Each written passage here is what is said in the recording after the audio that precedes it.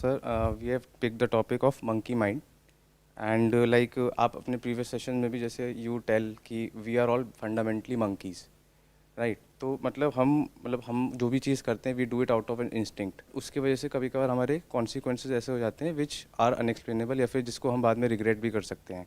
तो कैसे हम अपने माइंड को उस तरह से चैनलाइज कर पाएँ ताकि हमारे वो एफर्ट्स जो भी हमारे एक्शन है they have some constructive output instead of like something like जो हम ना चाहें।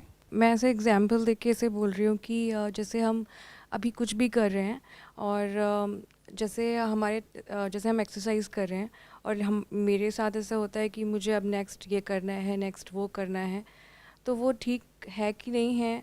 क्योंकि मुझे लगता है उस वजह से क्या होता है कि मैं उस सिचुएशन को 100% शायद नहीं दे पाती हूँ, उसको इन्जॉय नहीं कर पाती हूँ। ऐसा कुछ प्रॉब्लम मुझे लगता है इसमें। मेरा कंसर्न ये है कि कभी कभी हम डिसाइड करते हैं कि ये काम मुझे नहीं करना है, लेकिन होता क्या है कि थोड़े थोड़े टाइम बाद आप बहुत सारे लोग आपको बोलने लगते हैं कि भाई ये चल ये कर लेते हैं। तो कहीं ना कहीं मंकी माइंड वहाँ पे आ जाता है कि चल हाँ करने में कोई बुराई तो नहीं है, या फिर आप दूसरों को देखते करते हुए, तो वहाँ पे हमारा माइंड डिस्ट्रैक्ट हो जाता है कि मैंने डिसाइड किया था नहीं है, लेकिन मोमेंटरीली वो वहाँ से डिस्ट्रैक्ट हो जाता है। और उस टाइम पे अगर टाइमली एक्ट नहीं किया तो हो सकता है डिसीजन ले भी ले हम लोग। तो ऐसे कोई कॉन्सिक्वेंस जो हमारे लिए सही नहीं है, हम फिक्स हैं उस पर, लेकिन बिकॉज ऑफ एक्सटर्नल इन्फ्लुएंस उसको कैसे कंट्रोल करें। ये जो टॉपिक है मंकी माइंड, इससे पहले आपने मेरा वाला जो सेशन देखा है आपने, जिसमें मैंने मंकी के बारे में बात करी कि फंडामेंटली हमारी जो पर्सनालिटी है, पर्सनालिटी वाला एक सेशन है, brainstorming session. At a most fundamental level अगर आप देखेंगे तो वी आर ऑल मंकीज। अगर इस बात को हम एक्सेप्ट कर पा रहे हैं और गहराई से समझ पा रहे हैं तो हमारी खुद से बहुत ज़्यादा एक्सपेक्टेशन नहीं होगी, उतनी ही होगी जितनी एक्चुअल में होनी चाहिए। हमारे में और बंदरों में क्या फ़र्क है कि हमारे पास में थॉट है, थॉट उनके पास भी है बट बहुत ही रूडिमेंट्री लेवल पर है। जैसे अगर जंगल में शेर आता है या कोई ऐसा जानवर आता है जिससे कि उनको खतरा है, तो उनकी अपनी एक लैंग्वेज है जिससे वो आपस में कम्युनिकेट करते हैं और एक दूसरे को अलर्ट करते हैं। तो आपस में बात करते हैं, कम्युनिकेशन है। तो ये नहीं कह सकते कि वो सोचते ही नहीं है, लेकिन बहुत ही बेसिक लेवल पे सोचते हैं। प्लेजर और पेन से रिलेटेड ही उनका दिमाग चलता है कि इसमें पेन होगा तो इसको अवॉइड करो, इसमें प्लेजर है तो इसको सीख करो। यहीं तक बंदरों का दिमाग चलता है। तो हमारा भी तो ऐसे ही चलता है। क्या हमारी पूरी लाइफ को अगर आप ध्यान से ऑब्जर्व करोगे, is it not centred around this phenomena of pleasure and pain? सुबह से रात तक आप जो भी कुछ करते हो, that is for what? That is for pleasure and pain. उसको आप अपने माइंड में ऐसा बना देते हो कि पता नहीं ये जो मैं कर रहा हूं उसमें मॉरली ये कितनी बड़ी चीज है, ये है वो है। जबकि एक्चुअल में अगर आप देखोगे तो आप अगर किसी का कुछ भला भी करते हो, उसके भी पीछे एक प्लेजर होता है। आप किसी के साथ रिलेशनशिप में जाते हो, that is again because of pleasure. अगर उस रिलेशनशिप से आपको पेन मिलता है, आप खत्म कर देते हो रिलेशनशिप को। ऐसी तो है हम सब। तो सबसे पहले तो अपने आप से उतना ही एक्सपेक्ट करो जितने कि हम एक्चुअल में हैं, तो प्रॉब्लम नहीं होगी। ये पहला स्टेप आ गया। अगर आपको ये लगने लग गया कि मेरा जो थॉट है दैट इज ऑल पावरफुल, कि मैंने अगर एक बार सोच लिया तो अब मेरा माइंड उस पर स्टिक हो जाएगा और अब दुनिया इधर की उधर हो जाए, मेरे माइंड में और कुछ आएगा ही नहीं, तो ऐसे इंसान को बेवकूफ कह सकते हैं, समझदार नहीं कह सकते। Because doubt is the sign of intelligence. हर चीज के बारे में ओपन रहना, that is sign of intelligence. कुछ लोग होते हैं जो बहुत ही ज्यादा रिजिड होते हैं अपनी लाइफ को लेकर के। ऐसे लोगों के साथ किसी को रहना अच्छा नहीं लगता है। जिसको बोलते हैं ना हिंदी में लकीर के फकीर, अच्छे लगते हैं ऐसे लोग। ऐसे लोग अच्छे लगते हैं ना जो अपनी लकीरें शिफ्ट करते रहते हैं। तो इस टॉपिक के दो एस्पेक्ट्स हैं, एक है फिजिकल, एक है साइकोलॉजिकल। पहले फिजिकल को अच्छे से समझ लेते हैं। फिजिकल में प्रॉब्लम क्या है कि आज की डेट में हम सबकी जो डाइट है, जो भी ये 5 कंपोनेंट्स हैं जिसके कि हम बने हैं, धरती जल अग्नि वायु आकाश, इस सब में मिलावट है। ना तो आपको अच्छा खाने को मिल रहा है, ना पीने को मिल रहा है, ना अच्छी हवा है, कुछ भी प्योर नहीं है। तो आप ये कैसे एक्सपेक्ट कर सकते हैं कि बॉडी ठीक से काम करेगी? Body is nothing but food. Food ही तो है ये। You don't need medicine, you need food which works as medicine. अगर फूड अच्छा खाने लग जाए तो। बट अच्छा फूड है कहां? फूड में मिलावट है, क्योंकि ग्रीड है, वो आदमी की नस नस में दौड़ रही है, आदमी औरत वटेवर। साफ सुथरा ना खाने को है, ना पीने को है, ना सांस लेने को है। तो फिजिकली प्रॉब्लम आनी ही आनी है, इसको तो एक्सेप्ट ही कर लो। तो there is a strong possibility कि आप जिसको साइकोलॉजिकल समझ रहे हो वो फिजिकल हो सकता है। यानी हो सकता है ब्रेन में कुछ ऐसे केमिकल्स हैं या बॉडी में कुछ ऐसे हार्मोन्स हैं जो होने चाहिए रिलीज, और वो नहीं हो रहे हैं। तो उसमें आपको किसकी हेल्प चाहिए? उसमें बातें काम नहीं आएंगी, उसमें बैठ करके अपने आप को कंट्रोल करना, ये करना वो करना, वो सब काम नहीं आएगा। तो you need to go to a psychiatrist. एक डॉक्टर के पास में जाना है, वो अच्छे से डायग्नोज करेंगे और वो समझेंगे क्या प्रॉब्लम है, उसके अकॉर्डिंग जो डेफिशिएंसीज हैं उसके अकॉर्डिंग वो मेडिसिन देंगे और आपको बताएंगे कि अब आपको क्या करना है क्या नहीं। इसको मैं ऐसे ऐसे बोल सकती हूँ कि जैसे ये मंकी माइंड को कि डिसीजन मेकिंग में प्रॉब्लम करता है ये, तो अगर हम एक्सेप्ट कर लेंगे कि हाँ ठीक है हमारा मंकी माइंड है, हम ऐसे मतलब होएगा, ये नॉर्मल है हमारे लिए, हम इधर उधर डाइस ही रहेगा हमारा डिसीजन, लेकिन ये लॉन्ग टर्म के लिए तो अच्छा नहीं है, हमारी ग्रोथ के लिए भी अच्छा नहीं है अगर हम इसे एक्सेप्ट करके बैठ जाएं कि ये होता ये रहेगा। एक्सेप्ट करना या ना करना कोई ऑप्शन नहीं है, ये फैक्ट है। आपने ये टॉपिक चूज किया, इसका मतलब यही है कि माइंड जो है उसकी धज्जियां उड़ी हुई है, माइंड में कुछ भी चलता रहता है।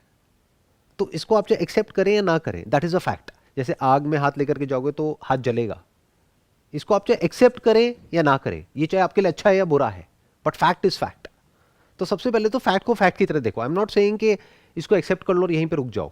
मैं ये कह रहा हूं पहले तो इस सच को देख लो कि ऐसा हमारा माइंड है। At a psychological level there is lot of suffering that is there is lot of disorder, there is lot of chaos. Mind बिल्कुल भी स्टेबल नहीं है। एक सेकंड में कहीं होता है, अगले सेकंड में कहीं और होता है। एक सेकंड में कुछ अच्छा लग रहा होता है, अगले सेकंड में बुरा लग रहा होता है। एक मिनट में लगता है कि इसके साथ रहना है पूरी जिंदगी, अगले मिनट में लगता है छोड़ो इसको। जॉब एकदम अच्छी लगने लग जाती है, एक दिन ऐसा लगता है इससे बढ़िया तो लाइफ ही नहीं है, अगले दिन ऐसा लगता है लाइफ ही बेकार है, लाइफ को ही खत्म करो। ऐसा होता है या नहीं होता है? तो I am saying it's not an option, it's a fact. Let's look at it as it is.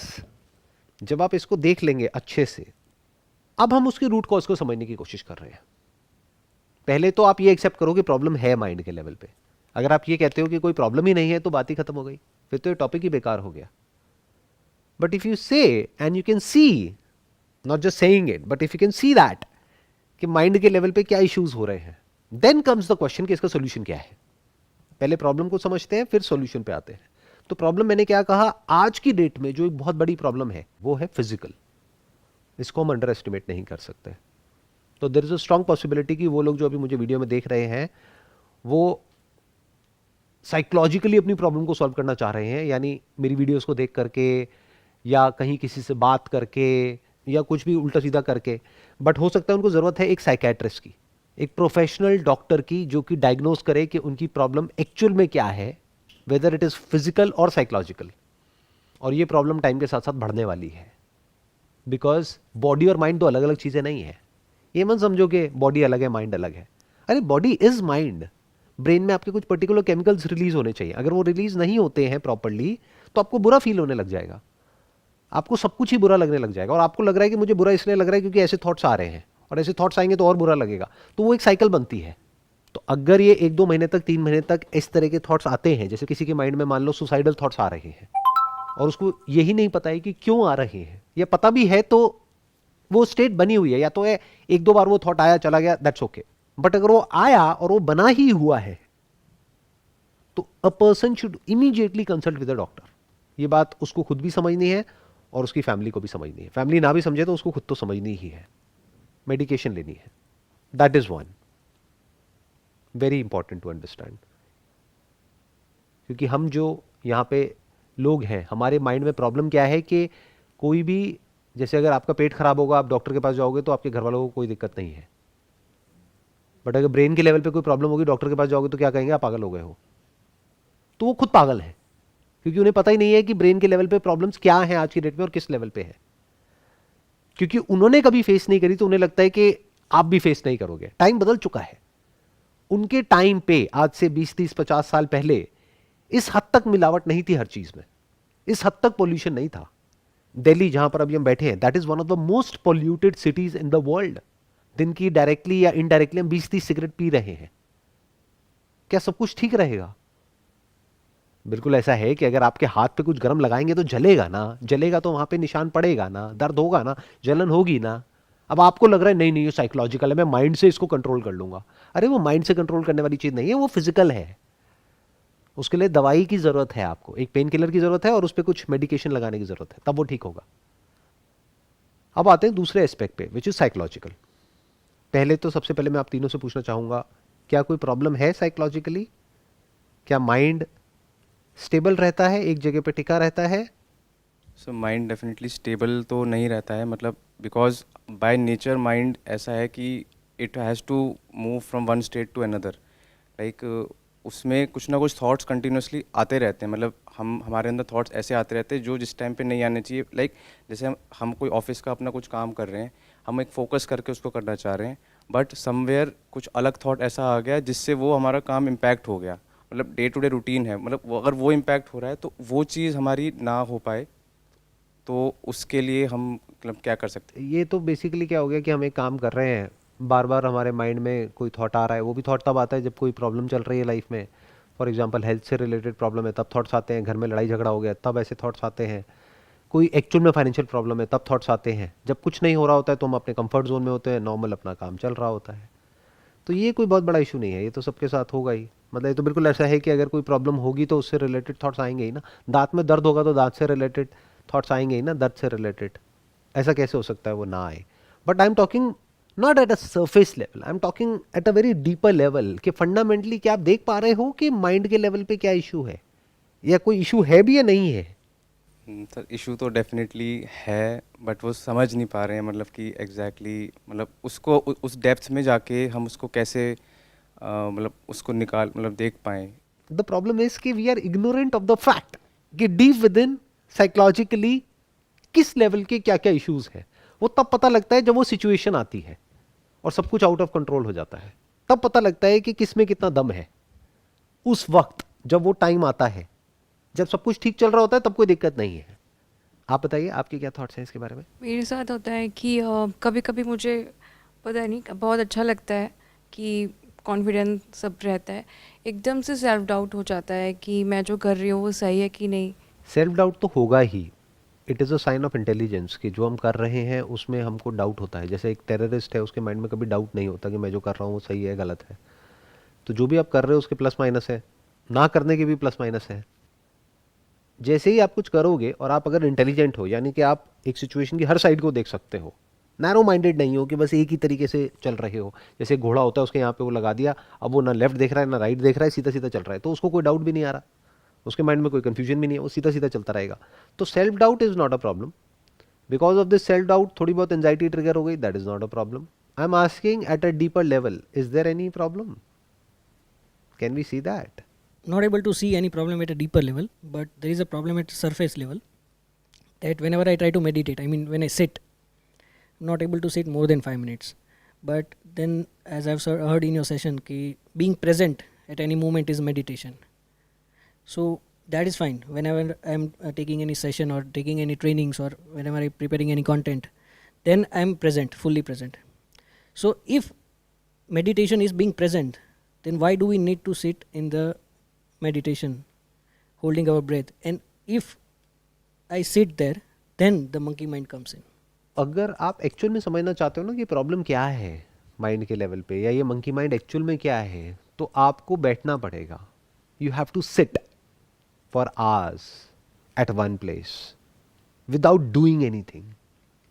तब आप इस प्रॉब्लम की इंटेंसिटी को समझ सकते हो, वरना तो समझ ही नहीं सकते। और यही प्रॉब्लम है, we are ignorant of the fact कि एक्चुअल में कहानी चल क्या रही है। और जब तक पता लगता है तब तक बहुत देर हो जाती है, फिर ये बातें काम नहीं आती है। डीप विद इन एक लोनलीनेस है, आई एम नॉट श्योर कभी आपने उसको फील किया है या नहीं किया है। बोर्डम है, मीनिंगलेसनेस है, रेपिटेटिव एक रूटीन है जो गोल गोल गोल गोल घूम रहा है। बहुत कुछ लाइफ में ऐसा करना पड़ रहा है जो हम नहीं करना चाहते हैं। फियर है, रेस्टलेसनेस है। जब आप बैठोगे तब ये सब नज़र आएगा अपने साथ में, अकेले में। जब एक्चुअल में टाइम स्पेंड करोगे तब ये समझ आएगा। बट हम कभी अकेले होते ही नहीं हैं। या तो हम किसी पर्सन के साथ होते हैं, या फिर हम मोबाइल पे टाइम पास कर रहे होते हैं, या टीवी देख रहे होते हैं, कुछ ना कुछ कर रहे होते हैं बिना हिले। क्या हम एक जगह पर टिक करके बैठ सकते हैं 1 घंटे तक बिना हिले? मतलब बॉडी के लेवल पे भी बिना हिले, माइंड के लेवल पे भी बिना किसी प्रॉब्लम के, आराम से। इसको सेल्फ इंक्वायरी बोलते हैं, सेल्फ एक्सप्लोरेशन बोलते हैं, सेल्फ डिस्कवरी बोलते हैं।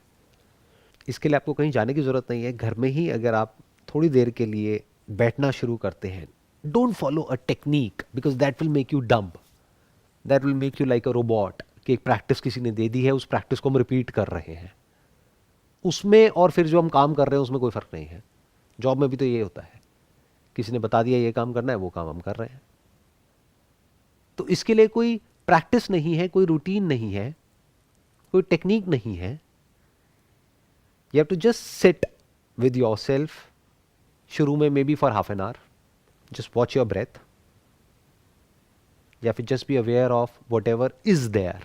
जो दिख रहा है बस वहीं तक देखो, सुनाई दे रहा है तो सुन लो, कोई थॉट आ गए तो आ गए, चले गए तो चले गए।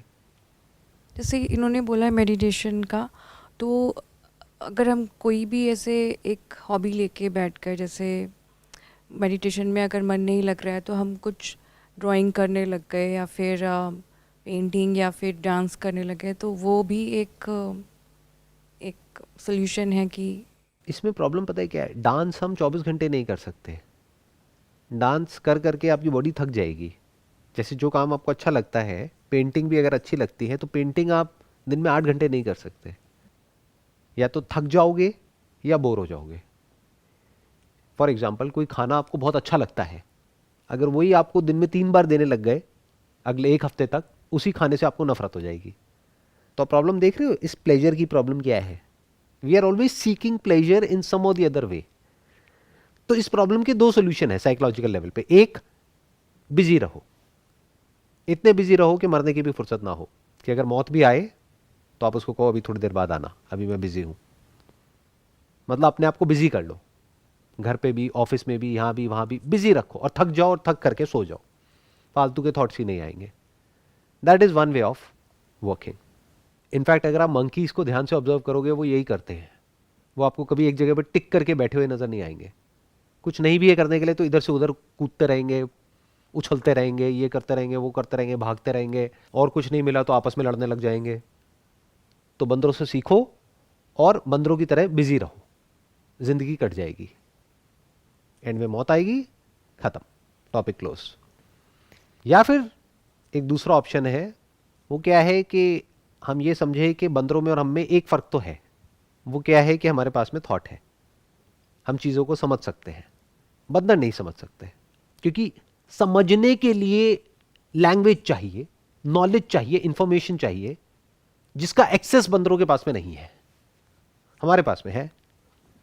तो अपनी उस पावर को अगर आप यूज करते हो, यानी माइंड को, थॉट को, अपनी अंडरस्टैंडिंग को, उसको यूज करते हो ये समझने में कि दुनिया क्या है, तो आप वही कर रहे हो जो बाकी सब कर रहे हैं। उसको समझोगे तो क्या कहेंगे कि आप नॉलेजेबल हो उस पर्टिकुलर टॉपिक में। उस नॉलेज से क्या होता है, डिग्री मिलती है, डिप्लोमा मिलता है, सर्टिफिकेशन मिलता है, उसके बेस पे आप जॉब करते हो या अपना कोई काम करते हो, आपको पैसे मिलते हैं। पैसे से क्या होता है, पेट भरता है। इस मामले में बंदर हमसे बेटर है। उन्हें बिना अपना ये सब टॉर्चर करवाए, यानी बिना स्कूल के, बिना कॉलेज के ही अपना पेट भर लेते हैं और बढ़िया जीते हैं पूरी जिंदगी। तो हम बंदरों से भी गए गुजरे हैं, अगर हम ऐसे ही जिए और ऐसे ही मरे तो। दूसरा ऑप्शन क्या है कि ये जो नॉलेज है उसको हम समझे कि नॉलेज किस किस तरह की होती है। 2 तरह की होती है। एक होती है दुनिया की knowledge, knowledge of the universe, knowledge of objects, knowledge of the world. दूसरी एक तरह की नॉलेज होती है, वो है नॉलेज ऑफ द सेल्फ। तो अगर आपको इस दुनिया की नॉलेज है तो आपको एक साइंटिस्ट कहा जा सकता है, बट जरूरी नहीं है कि अगर आप साइंटिस्ट हो तो आपका माइंड पीसफुल है। बहुत सारे ऐसे साइंटिस्ट हुए हैं पास में जिन्होंने सुसाइड कर लिया, जिनकी अगर आप लाइफ को ध्यान से ऑब्जर्व करेंगे, उनकी ऑटोबायोग्राफी पढ़ेंगे तो आपको समझ आएगा कि उनकी क्या हालत थी। उनकी रिलेशनशिप्स की बहुत बुरी हालत थी, उनके माइंड की काफ़ी बुरी हालत थी। नाम के लिए उनको बहुत सारे अवार्ड्स मिले हैं, ये मिले हैं, वो मिले हैं, पूरी दुनिया में लोग उनको जानते हैं, but at a personal level उनकी लाइफ की धज्जियां उड़ी हुई थी, जिंदगी मौत से भी बदतर थी। तो ये एक ऑप्शन है कि हम खुद को एक्सप्लोर करें। उसमें आपको जो साइंटिफिक बुक्स हैं वो काम नहीं आने वाली। उसके लिए आपको वेदांत को स्टडी करना होगा, which is about self knowledge. Vedanta means the pinnacle of knowledge, the essence of all knowledge, self knowledge. उसको आत्मज्ञान भी बोलते हैं। आत्मज्ञान मतलब मैं कौन हूँ। जैसे अगर आप भगवत गीता पढ़ेंगे, आप में से किसी ने पढ़ी है? मैंने कंप्लीट नहीं किया। तो उसमें 3 तरह के योग की बात करी गई है, कर्म योग, भक्ति योग और ज्ञान योग।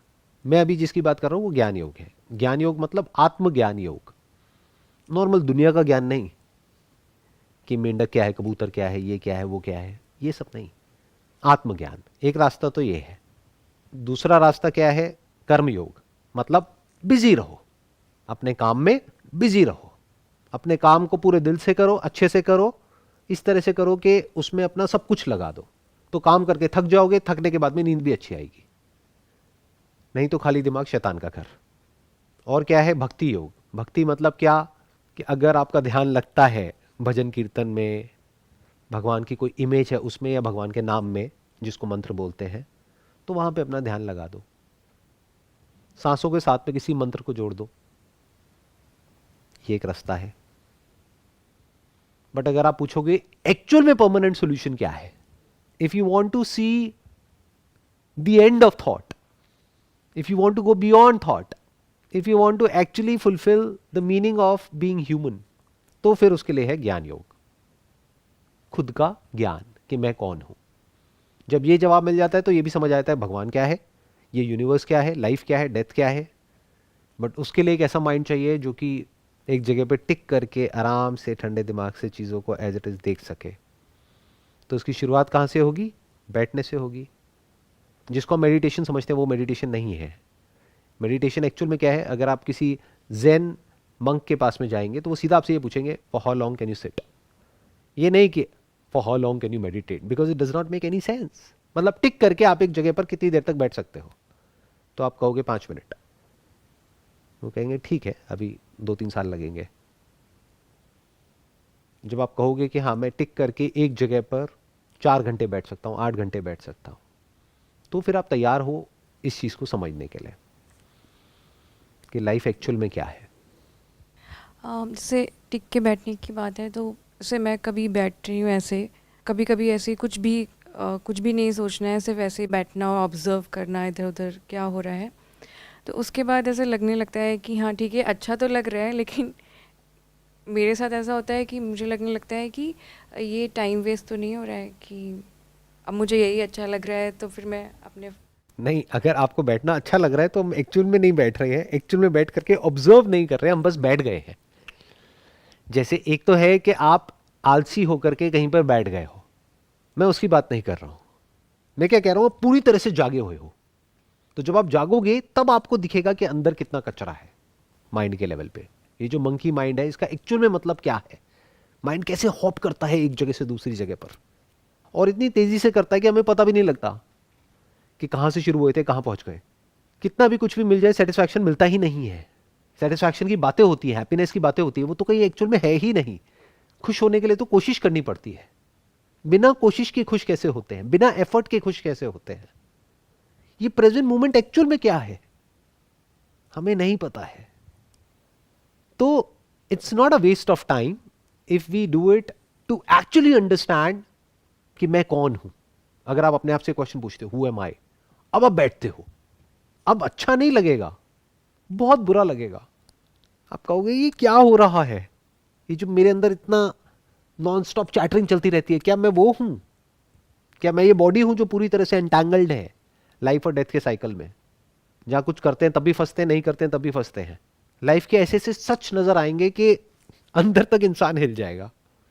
फिर जा करके धीरे धीरे जो चीज जैसी होगी वैसे हम देखते चले जाएंगे, देखते चले जाएंगे, बिना उस पर लेबल लगाए कि ये अच्छा है या बुरा है। जो जैसा है सो है। फिर हम सच और झूठ के बीच का जो फर्क है उसको समझ पाएंगे। अभी हम झूठ में जी रहे हैं और झूठ का कोई अंत नहीं है, तो हमारे सारे थॉट्स झूठ पर बेस्ड है। तो जब झूठ का कोई एंड नहीं है, इस सच को देख पा रहे हो जो बात मैंने बोली? झूठ का कोई एंड होता है? झूठ की कोई लिमिट होती है? झूठ कहां तक जा सकता है? झूठ इमेजिनेशन पे टिका है, तो इमेजिनेशन की कोई लिमिट है? कहां तक सोच सकते हो? हम ऐसी तो जी रहे हैं। यहां पर ये जगह देख रहे हो, ये जो मेरा हाथ है यहां पर ना सक्सेस है। ये सच है झूठ है? झूठ है ना, बट हम ऐसे ही जी रहे हैं। हवा में कहीं पर सक्सेस नाम की कोई चीज है जो हम सबके दिमाग में बैठी हुई है और उसके पीछे पागल है। तो झूठ में जी रहे हैं हम। ये देखो खुशी, ये रही, ये रही, ये रही, यहां आओगे ना तो खुशी मिलेगी। है कोई खुशी यहां पर? सक्सेस है, हैप्पीनेस है, सेटिस्फैक्शन है, कंटेंटमेंट है लाइफ में कहीं भी? तो हम झूठ में जी रहे हैं। तो झूठ का कोई अंत नहीं है। तो जब झूठ का अंत नहीं है तो ये जो माइंड है, थॉट्स हैं, इसका कोई अंत नहीं है। कुछ भी आ सकता है आपके माइंड में, उसमें जाके किसी भी हद तक आप एंटैंगल्ड हो सकते हो। लेकिन सच जो होता है वहां पर इमेजिनेशन के लिए कोई जगह नहीं होती है। जैसे सोफा है, अब इसमें क्या इमेजिन करोगे, क्या बोलोगे, क्या करोगे? एंड हो गया ना, this is the end of thought. अब आप एक्चुअल में थॉट से फ्री हो, अब इस मंकी माइंड से आप फ्री हो। नहीं तो कोई भी एक्सरसाइज कर लो, चाहे माइंड के लेवल पे चाहे फिजिकली, कहीं भी चले जाओ, कुछ भी कर लो, इससे नहीं बच पाओगे। I hope that sums up the entire conversation या डिस्कशन जो भी हमने आज इस ब्रेनस्टॉर्मिंग सेशन में करी। Wish you all the very best. It was pleasure meeting you and pleasure talking to you.